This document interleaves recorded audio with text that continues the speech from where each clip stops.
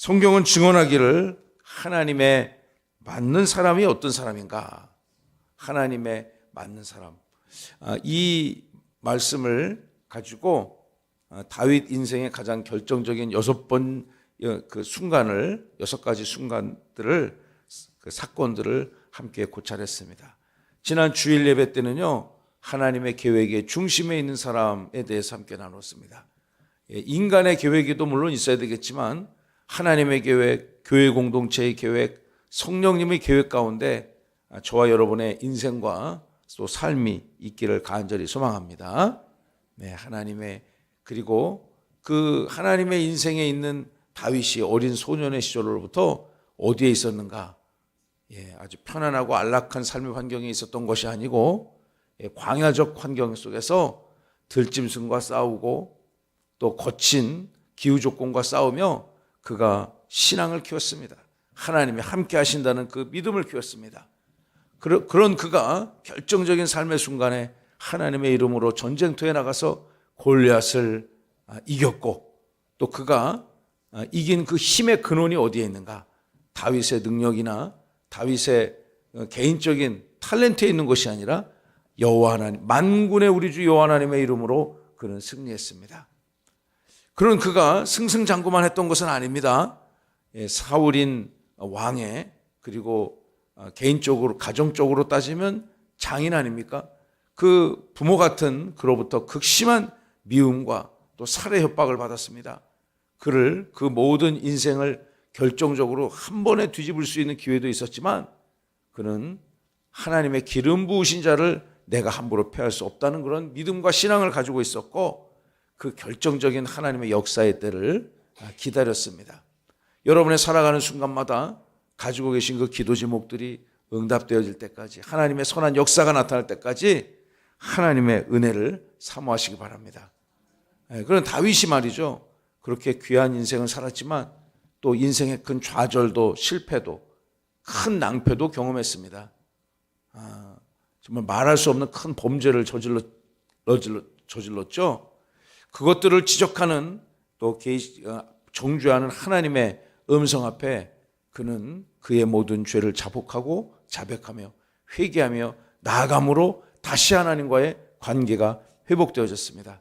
우리가 지난 5번 이런 말씀을 나누었는데 오늘 이제 마무리를 하면서 이 성경이 그를 어떻게 평가하는가.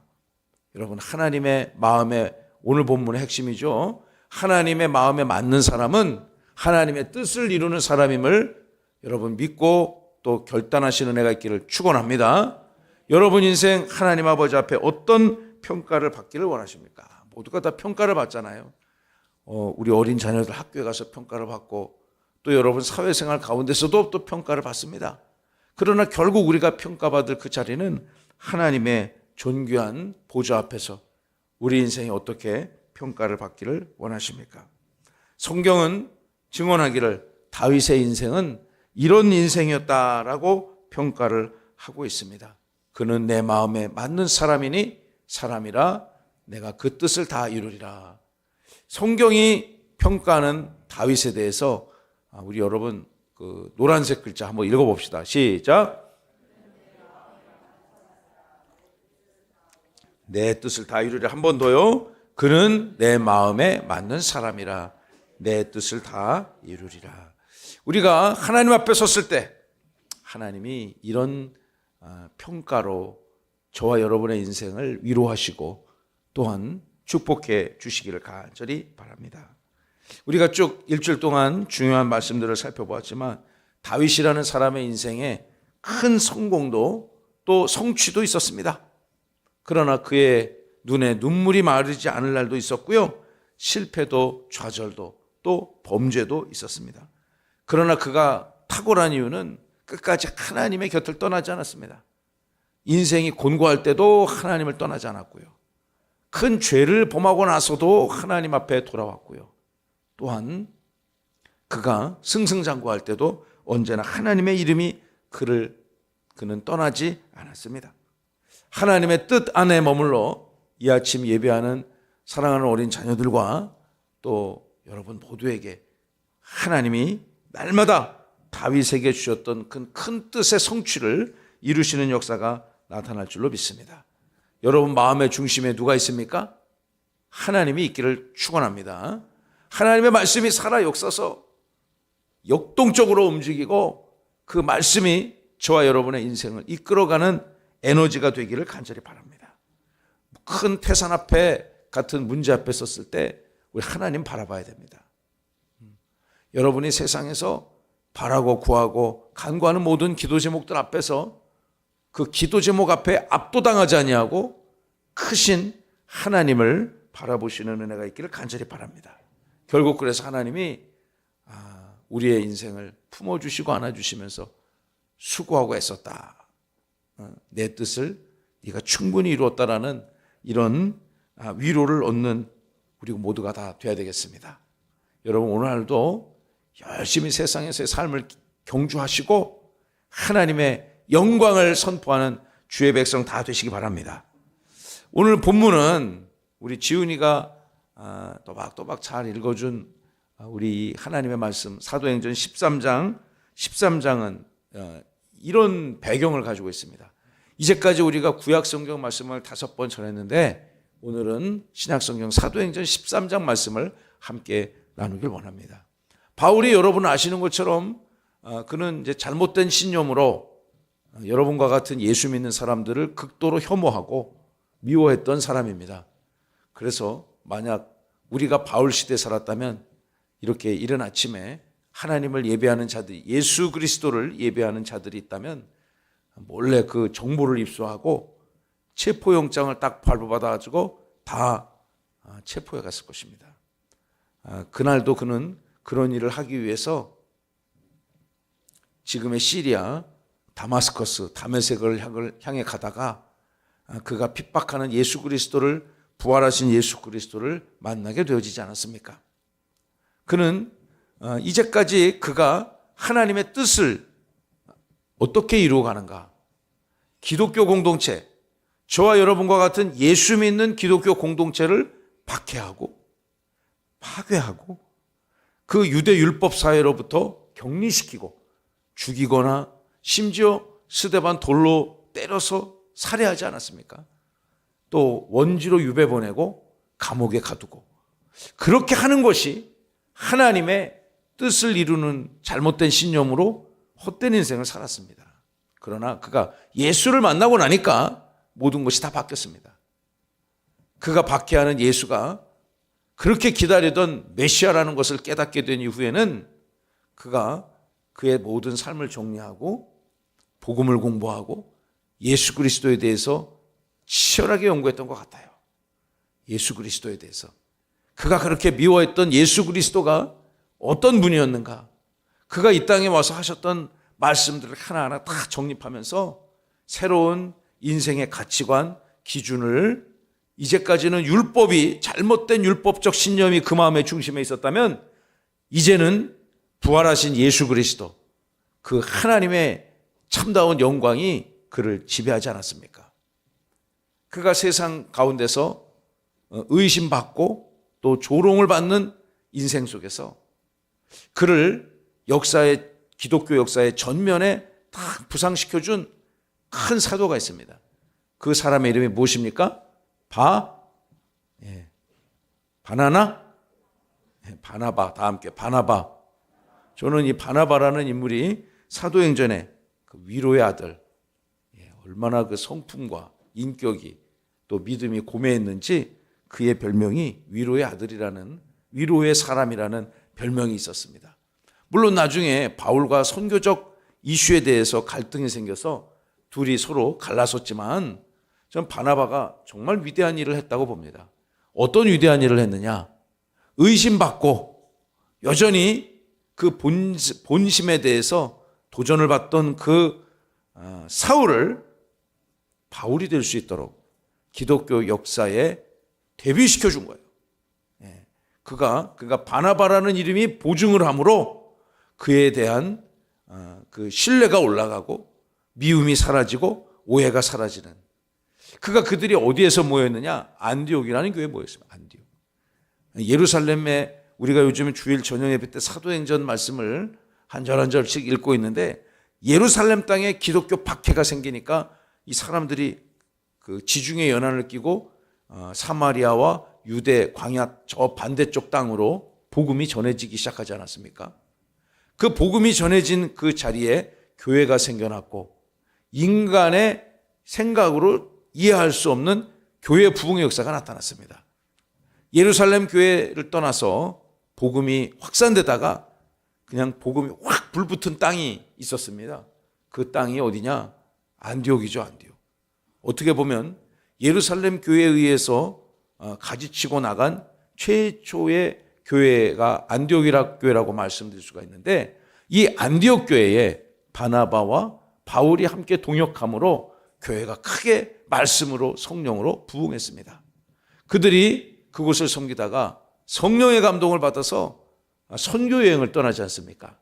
이분들이 선교여행 첫 번째 그 역사적인 제1차 바울의 이방사회를 향한 이 전도여행 다니면서 이 순회하며 선교여행을 펼치게 되는데 그들이 안디옥을 떠나서 배 타고 구브로 지금의 사이프러스죠. 키프로스라는 섬에서 그곳이 바나바의 고향이었습니다. 바나바의 고향에서 복음을 전하다가 또 배를 타고 지금의 그 튀르키예 동남부 길리기아 바울의 고향이 있는 그 지역으로 상륙해서 복음을 전합니다. 루스드라, 이고니온, 더베 그리고 비시디아, 안디옥 같은 땅에서 척박한 이방 종교의 땅에서 복음을 전하기 시작합니다. 오늘 본문 사도행전 13장은 사도가 된 바울의 첫 번째 설교입니다. 바울의 첫 번째 설교. 개인적으로도 첫 번째 설교 의미가 있겠죠. 무엇이든지 맨 처음에 하는. 여러분, 저도 목사가 되고 나서 목사 안수를 받고 나서 처음으로 했던 공식적인 설교를 제가 목회하는 날까지 주연패 갈 때까지 잊을 수가 없겠죠.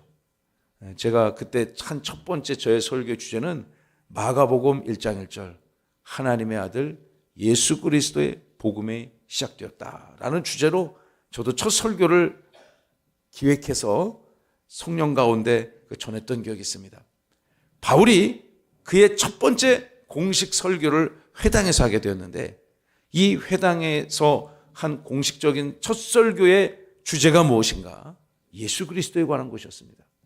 예수 그리스도를 설명하면서 구약 성경의 위대한 인물인 다윗을 예화로 탁 듭니다. 그리고 그 다윗에 우리가 이 다윗을 오늘까지 6번 살펴보지만 사실 6번이 아니라 60번, 600번을 해도 하나님의 풍성한 계시를 다 설명할 수 없을 것입니다. 그런데 이 긴 다윗의 그 역사를 딱 한 줄로 축약을 했어요. 한 줄로. 역사라는 게 무엇입니까? 역사. 요즘에 그 세상에 보면 역사를 잘 공부하면서 역사를 공부하려면은 시험 보기 위해서 역사를 공부하려면 사실 이게 쉬운 과목이 아닙니다. 막 이거 뒤죽박죽 섞어놓고 이걸 의미를 찾고 순서를 부여하고 그거 어렵잖아요. 여러분 학교 다니면서 다 그런 시험 봐봤지 않습니까? 저도 이제 우리 교단에 대한예수교 장로회 합동측 교단에 이제 정회원 자격을 취득하기 위해서 시험을 봐야 됐습니다. 여러 가지 필기 시험을 봐야 되는데 필기 시험에 보는 과목이 이 조직신학. 우리 교단은 이 개혁주의 교회는 조직신학을 굉장히 중요시 여깁니다. 공부할 때.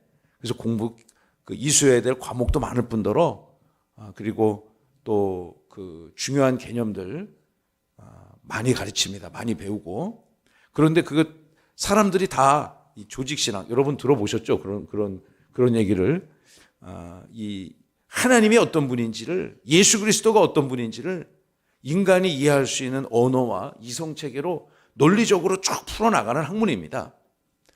그런데 그거는 어렵다고 알려져 있기 때문에 누구나 다 공부를 많이 해요. 그걸 공부하는 신학도들이. 그렇기 때문에 대부분 다 통과할 만한 점수를 얻습니다. 그리고 교단의 정치 헌법 그 굉장히 중요하니까 교회를 자기 마음대로 막 운영하는 것이 아니라 교단이 정한 법 체계로 이해하니까 법을 잘 공부해야 되겠죠? 근데 이것도 공부를 많이 합니다. 그런데 의외로 공부를 안 해가지고 된통 당하는 과목이 뭐냐? 교회 역사예요. 교회사. 그러니까 그 기독교 역사를 공부합니다. 저기 초대교회로부터 현대 교회에 이르기까지 기독교 역사를 쫙 공부하는데 저도 이 시험 문제를 이제 딱 받아봤는데 1번 문제를 딱 읽어보니까 이게 뭐지? 이게 전혀 예상하지 않고 내가 생각했던 그 수준을 넘어서는 그 질문이 탁 나오니까 그냥 턱 숨이 막히는 거예요. 2번 문제 읽기가 어려워. 부담돼. 그래서 2번을 읽으니까 이게 쉽게 이거를 통과시켜 주지 않겠다라는 이 출제자의 막 강력한 의지가 그 문제 속에서 느껴져. 그래서 3번을 읽어보니까 입에서 막 뭐가 나오려고 그래. 그래서 그냥 하나님의 은혜로 제가 보기에는 그냥 간신히 그 기준 점수를 통과하지 않았나. 그만큼 역사라는 게 어렵습니다. 그런데 요즘에 이 세상을 보면 그 역사를 굉장히 어려운 역사를 의미를 부여해서 막 재밌게 풀어가는 그 선생님들이 그 역사 일타 강사들이 또 그것이 또 이 시대가 찾는 어떤 그 아이템인 것 같아요. 그래서 그런 TV 프로그램들도 많고 어려운 것을 쉽게 의미를 부여해서 진짜 학교 다닐 때 역사를 저렇게 공부했으면 훨씬 더 재밌었겠다. 그렇게 생각할 정도로 아주 기가 막힌 역사 평론가들이 재미나게 그 프로그램을 구성하고 또 최근에는 그런 유명한 역사 선생들을 서로 막 경쟁을 붙이더라고요. 어떤 주제를 가지고 그래서 시청자들의 평가를 받아서 누가 더 좋은 강연을 했는가라는 거를 이렇게 우승자를 챔피언을 가리는 그러니까 선생님들도 가뜩이나 잘하는 선생님들인데 그 경쟁에서 이기기 위해서 막 더 많이 준비해갖고 그것을 이해시키는 그런 프로도 있는 걸 제가 최근에 보게 됐습니다. 역사라는 게 무엇인가? 긴 이야기들을 짧게 딱 축약하는 거죠. 긴 이야기들, 수많은 복잡다단한 사건들, 등장인물들, 그들의 어록, 모든 이벤트들을 다 해서 쫙 줄여놓습니다. 딱 몇 문장으로 줄여놔요. 근데 그것을 요약하는 데 있는 것이 아니고 거기에 무엇을 부여해요? 중요한 것.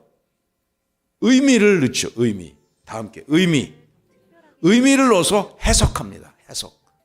그 해석을 받아들이고 수용하는 게 바로 역사의 가장 강력한 의미 아니겠습니까? 제가 좋아하는 영어 관용구 중에 이런 말이 있습니다. To make a long story short. 여러분 쇼트 많이 보잖아요. 그런 것처럼 짧다 그런 뜻 아닙니까? To make 만드는 거예요. make가 만드는 거잖아요. 뭘 만들어? 긴 이야기, long story, 긴 이야기를 짧게 만드는 것. 거기에다가 의미를 부여하는 것. 저는 그것이 역사라고 봅니다. 이 바울이 당신의 최초의 설교를 세상 앞에 선포하면서 이 다윗의 긴 역사를 이렇게 한 줄로 요약한 것입니다. 어떻게 요약하는가? 그는 내 마음에 맞는 사람이고 내가 그를 통해서 나 여호와 하나님의 원대한 계획을 이룰 것이다. 이루었다라는 이 한 줄로 이 귀한 다윗의 삶을 평가하고 있습니다. 자, 우리 오늘 아까 우리 어린 아들이 읽어준 귀한 말씀 20절부터 함께 살펴보기를 원합니다. 우리 인생이 어떤 인생입니까? 이 첫 번째 대지를 좀 살펴보시면 우리 인생 하나님의 주권과 섭리 가운데 진행되는 것임을 믿으시기 바랍니다. 자, 우리 첫째 대지를 읽어봅니다. 시작. 하나님의 섭리 속에 세워진 인생. 하나님의 섭리 가운데, 하나님의 주권적 다스리심과 통치하심 가운데 우리 인생이 이끌어짐을 받고 또 그것들이 하나하나 쌓여서 역사가 된다는 것, 우리의 귀한 고백이 되어야 될 것입니다. 사도행전 13장 20절 본문, 우리 20절과 20절을 다 함께 집중해서 읽어봅니다. 시작. 사사를 주셨더니 그 후에 그들이 왕을 구하거늘 하나님이 베냐민 지파 사람 기스의 아들 사울을 40년간 주셨다가, 이제 이 다윗 시대를 설명하면서 선지자 사무엘의 이름이 나오죠. 그리고 사울의 이름이 나옵니다. 사무엘은 상서와 하서로 이렇게 구분되어지는데, 사무엘 상서도 엄청나게 많은 등장인물과 사건들이 나옵니다. 그런데 이 사무엘 상서를 세 인물이 이끌어갑니다. 어떤 인물이 이끌어가는가? 사무엘, 마지막 사사죠. 다 함께 우리 사무엘. 이 사사 시대에 백성들이 왕을 달라고 하나님께 요청하지 않습니까? 우리도 좀 다른 민족처럼 왕을 주세요. 그래서 그 왕이 우리를 다스리고 왕의 보호를 받고 그 왕에게 세금도 내고 그 왕의 이름과 깃발을 걸고 전쟁에 나가서 싸울 수 있도록 왕을 주세요. 하나님은 왕을 달라는 이스라엘 백성들의 요구를 처음에는 마땅치 않아 하셨지만 그들의 요구를 수용하셔서 사울이라는 왕을 주셨습니다. 이스라엘의 역사 하루하루가 하나님의 섭리와 주권 가운데 진행되었음을 증언합니다. 21절에 보시면 그 후에 그들이 왕을 구하였기 때문에 왕을 준 주체가 누구입니까? 하나님입니다. 하나님. 여러분을 구원하시고 이 아침 이 예배 자리로 이끌어 주신 분도 하나님이라고 저는 믿습니다. 하나님이 우리 교회의 주인이시고 이 나라 대한민국의 주인이시고 또 이 온 우주 만물의 통치자며 열방의 하나님의 백성들의 영원한 주권자가 되심을 성경은 증언하고 있습니다. 할렐루야. 하나님의 주권적 통치가 저와 여러분들의 그 통치 안에 우리가 대한민국 국민으로서 대한민국의 법의 지배를 받지 않습니까? 대한민국 법에 따라서 세금도 내지만 대한민국 법에 따라서 국민이 누려야 될 그 지위, 보호를 받듯이 하나님의 다스리심 속에서 저와 여러분의 인생이 오늘도 경영되기를 간절히 소망합니다. 다윗은요, 대단히 뛰어난 사람이면 틀림이 없습니다. 그러나 그도 고백하기를 하나님이 그를 세워주셨고 오늘 우리가 묵상하는 말씀, 하나님이 그 뜻을 다 그의 인생을 통해서 이루었다고 해석하고 의미를 부여할 만큼 그의 인생도 하나님의 통치하심 가운데 있었습니다. 그의 역량이나 판단이나 계획으로 그의 인생이 경영된 것이 아니라 하나님의 주권 가운데 있었습니다. 그 각 교회가 이렇게 각 교단마다 옛날에는 초대교회 단일교회였었지 않습니까? 그리고 중세 카톨릭 이 어둠의 영적 암흑 시기를 지나서 500년 전 종교개혁이 이루어졌고 종교개혁이 이루어진 이후에 각 그 교단, 교파와 교단이 생겨나기 시작했습니다. 그래서 생겨진 게 우리가 속해 있는 장로교회도 있고 뭐 감리교 다녀보신 적도 있죠. 저도 어렸을 때 저희 부모님이 감리교인이었고 저 세례도 감리교 목사님에게 받았습니다. 또 침례교회도 있지 않습니까? 이런 것들이 이제 뭐가 다른가? 뭐가 다른가? 이런 것들을 궁금해 하실 수 있습니다. 좀 다르긴 다르죠. 그러나 그 교단이 추구하는 그 가치들은 좀 다르지만 신학적 해석과 배경은 좀 다르지만 그 중심에 뭐가 있습니까? 예수 그리스도. 중심에 예수 그리스도가 있다면 정통입니다. 그런데 그 중심에 예수 그리스도가 없다면 그 즉시로 뭐가 됩니까? 이단이 되는 것입니다. 그런데 저와 여러분이 섬기는 이 장로교 신학, 그리고 보통 이제 우리 개혁주의 신학이라고 하는데 이 개혁주의 신학의 가장 본질, 정통, 그 핵심적 사상이 무엇인가? 하나님의 절대 주권을 인정하는 것입니다. 하나님의 절대 주권. 혹 다른 교단에서는 제가 뭐 그 교단의 특정 고유명사를 말씀드리진 않겠지만 인간이 어떻게 구원받는가? 이 문제를 설명하는 데, 이 이슈, 명제를 설명하는 데 있어서 인간의 자유의지, 인간의 프리윌, 그것이 중요하다고 생각하는 교단도 있습니다. 구체적으로 말씀드리면 감리교 교회 같은 경우는 그런 신학을 가지고 있죠. 그런데 이 500년 전 종교개혁 사상을 일으켰던 이 존 칼빈에 의해서 집대성된 이 장로교 개혁주의 신학에서는 인간이 어떻게 구원받는가? 하나님의 주권 가운데 구원받는다. 할렐루야. 그러니까 이제 저의 설교에도 그러한 사상이 녹아들어져 가 있습니다. 각 학교마다 이 건학의 인협이 있지 않습니까? 나라마다 통치 철학이 있지 않습니까? 그것들을 법으로 또 삶의 현실로 구현하듯이 저와 여러분은 어떻게 구원받는가? 하나님이 여러분을 예정하시고 구원하기로 작정하셨고 예수님 그리스도라 믿는 그 믿음을 여러분의 심령 가운데 영혼 가운데 주셔서 여러분의 목소리로, 여러분의 양심으로, 여러분의 믿음으로 예수가 나의 그리스도구나. 할렐루야. 그것을 인정하고 고백하고 또 영접할 때 우리는 즉시로 하나님의 백성이 되는 것입니다. 할렐루야.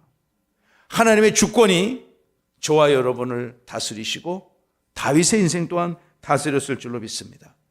이렇게 하나님의 주권 가운데 다스렸던 인생을 성경은 어떻게 증언하는가? 22절 A 상반절을 보시면 그는 하나님에 맞는 사람이었습니다.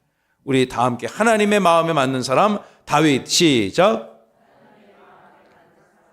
그 마음에 꼭 맞는 사람하고 대화를 하면 즐겁잖아요. 행복하잖아요. 요즘에 이제 제가 연초 1월 달과 1월 첫 주, 1월 둘째 주까지 예배가 집중돼 있고 또 이제 3주차부터 이 첫 번째 주부터 계속 각 가정마다 신방을 다니는데 1월 첫 번째 주 월요일서부터 다녔어요. 그러니까 1월 첫 번째 주일이 지난 바로 그 월요일부터 쭉 이제 성도님들 그 일정이 되실 때마다 신방을 다니면서 이렇게 각 가정을 다니며 그 가정의 기도 제목도 듣고 또 살아오셨던 이야기도 듣고 제가 그런 것을 어저께도 몇 가정 같이 신방을 했는데 그분들의 이야기를 들을 때마다 참 제 영혼이 기쁘고 할렐루야. 그분들과 교제하는 것이 참 행복하더라고요.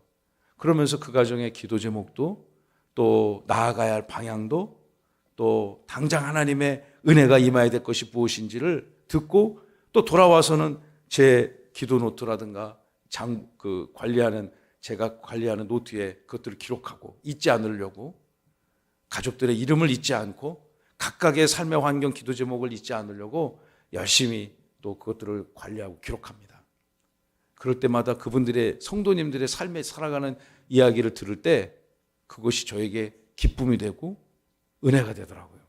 성도님들과 저와 그 영이 통한다는 성령의 은혜로 영이 하나가 된다는 것을 매일마다 느끼고 있습니다.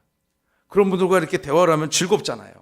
하나님이 여러분의 대화를 즐겨 들으시고 여러분의 삶을 당신의 주권으로 이끌어 가시는 귀하고 복된 성도가 되시기를 간절히 소망합니다. 여러분 그 경험해 보지 않았습니까? 마음이 맞으면 오랜 시간 같이 있어도 지루하지 않습니다. 그리고 즐겁습니다. 헤어지면 또 만나고 싶고요. 또 연락하고 또 다음을 기약합니다. 하나님이 우리 인생을 그렇게 즐겨 찾으시고 하나님 마음에 맞는 인생이라고 선언하시는 그런 귀한 성도가 다 될 줄로 믿습니다. 우리 사도행전 13장 22절에 보면 이번 한 주 동안 우리가 주제로 삼았던 말씀인데 우리 다시 한번 읽어봅시다. 시작. 패하시고 다윗을 왕으로 세우시고 증언하여 이르시되 내가 이새의 아들 다윗을 만나니 내 마음에 맞는 사람이라 내 뜻을 다 이루리라 하시니 아멘. 하나님께서 22절 후반부에 보시면 내 뜻을 다 이루리라고 말씀하셨습니다. 다윗의 그 인생을 고증을 하고 의미를 부여하면서 다윗이 그 인생 계획했던 모든 뜻을 다 이루었다고 기록한 것이 아니라 하나님이 다윗을 통해서 하나님의 위대하신 뜻들을 다 이루셨다고 선언하셨으니 이것이 얼마나 은혜가 되고 큰 영광이셨겠습니까? 다윗의 하루하루의 인생을 통해서 다윗의 그 길고 긴 이스라엘 역사에서 가장 존경받는 그분의 삶을 딱 한 줄로 조명하기를, 그는 내 마음에 맞는 사람이었고 내가 그를 통해 나의 모든 뜻을 다 이루었다. 내 뜻을 다 이루었다. 다 이루었다고 말한 또 다른 분이 계시는데요. 누가 다 이루었다고 얘기했죠? 예, 여러분 성경을 많이 하시네요. 예수님이 이 땅에서의 마지막 그 사역을 마치시기 직전에 해주셨던 그분의 마지막 말씀이 다 함께 다 이루었다, 그 말씀입니다. 요한복음 19장 30절 말씀을, 요한복음 19장 30절 말씀을 우리 함께 읽어보겠습니다. 그 말씀 시작. 다 이루었다 하시고 머리를 숙이니 영혼이 떠나가시니라. 다 이루었다. 다 함께 다 이루었다. 제가 존경하는 그 신학교 다닐 때 저에게 그 신약학을 가르쳐줬던 저의 선생님이 나중에 이제 그 학교 이제 총장님도 되셨는데, 그분이 테텔레스타이라는 주제로 설교를 하신 걸 제가 들은 적이 있습니다. 테텔레스타이, 다 이루었다는 헬라어 원전, 그 설교 제목이 테텔레스타이였어요. 다 이루었다. 예수님이 이 땅에 오셔서 하나님의 뜻을 다 이루었다 선언하시고 마지막 삶을, 사역을 마치셨습니다. 다 이루었다. 저와 여러분의 인생을 통해서도 하나님의 그 얘기 다 이루어지시기를 간절히 소망합니다. 이 땅에 세워진 이 세종명성교회도 이제 이 교회 문을 열고 사역을 시작한 지 이제 다음 달이면 꼭 만 2년이 되는데요. 하나님께서 우리 교회를 통해서도 위대한 하나님의 계획을 다 이루시기를 주의 이름으로 간절히 소망합니다. 자, 마지막 절 함께 읽어봅니다. 23절을 통해서 이 다윗이라는 인물이 무엇을 예증하는가? 오실 예수 그리스도, 하나님의 아들 메시아를 예표하고 있습니다. 사실 성경이, 구약 성경을 한 문장으로 요약을 한다면 여러분 어떻게 요약하겠습니까? 저보고 요약하라고 그러면 메시아, 예수 그리스도가 오실 것이다. 그 긴 성경을, 구약 성경을 한 문장으로 요약하기가 참 쉽지 않겠지만, 저보고 구약 성경의 의미를 부여하고 해석하라면 메시아가 오실 것이다. 저는 그것이 구약 성경의 대사상이라고 생각합니다. 메시아가 오시는데 그 오실 메시아는 이런 분일 거다라고 부족한 인간들의 인생을 들어서 계속 그리스도를 예표합니다. 모세가, 다윗이, 그리고 수많은 선지자들이 오실 메시아를 예표하는데 다윗 역시 그 대열에서 빼놓을 수 없는 인물입니다. 자, 우리 오늘 마지막 본문 말씀입니다. 23절 다 함께 읽어볼까요? 시작. 약속하신 대로 이 사람의 후손에서 이스라엘을 위하여 구주를 세우셨으니 곧 예수라. 우리는 이 본문이 어떤 설교문이라고 그랬죠? 다윗이 제1차 선교여행, 튀르키예 남부, 동남부 이 소아시아 지역을 여행하다가, 선교여행하다가 그가 비시디아 안디옥의 회당에 들어가서 여러분들과 같은 하나님의 백성들에게 예수 그리스도를 증언하는 그의 첫 번째 설교 내용입니다. 그 설교의 주제가 무엇입니까? 예수 그리스도입니다. 다 함께 우리 예수 그리스도. 이 교회가 존재하는 것도 예수 그리스도 때문에 존재하는 것이고, 저와 여러분이 이 새벽을 예배하는 것도 예수 그리스도 있기 때문에, 그분이 있기 때문에 예배하는 것이라고 저는 믿습니다. 그런 신앙이 저와 여러분의 믿음과 신앙이 되기를 바랍니다. 여러분, 이 예수 그리스도를 증언하기 위해서 다윗을 예표하고 있습니다. 여러분, 우리가 오늘 이 시대를 살아가면서요, 그리스도인의 정체성으로 살아가시기 바랍니다. 여러분의 심장에 그리스도가, 말씀이 살아 꿈틀거려서 내가 이 땅의 보통 인생이 아니라 하나님의 거룩한 백성이라는 그런 영적인 정체성으로 이 세상을 승리하시기 바랍니다. 그래서 여러분의 삶을 하나님이 축복하고 위로하사 너의 삶을 통해서 나의 뜻을 이루었노라, 이런 위로와 격려와 칭찬을 받으시는 여러분 모두가 되시기를 부활하시고 살아계시고 전능하시며 여러분의 삶을 오늘도 통치하고 다스리시는 예수 그리스도 그 귀하고 귀하신 이름으로 축원하고 축복합니다.